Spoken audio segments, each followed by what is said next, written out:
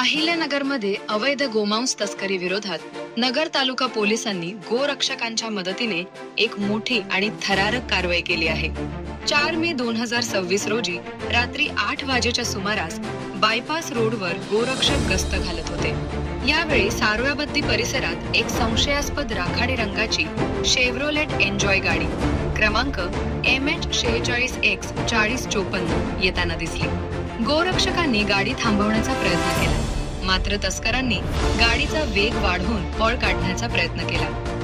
थरारक पाठलागादरम्यान तस्कराचे गाडीवरील नियंत्रण सुटले आणि ही गाडी रस्त्याखाली जाऊन उलटली. पोलिसांनी तातडीने झडती घेतली असता गाडीत गोणींमध्ये 1.5 लाख रुपये किमतीचे गोमांस आढळून आले. या कारवाईत पोलिसांनी 1.5 लाखांचे मांस आणि 3 लाखांची कार असा एकूण 4.5 लाख रुपयांचा मुद्देमाल जप्त केला आहे.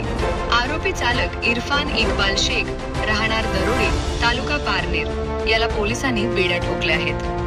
Police head constable Shailendra Sarode यांच्या फिर्यादीवरून गुन्हा दाखल करण्यात आला असून महिला पोलीस नाईक मोहिनी कर्डक पुढील तपास करत आहेत. Bureau report, Satyajit Maharashtra, Ahilyanagar.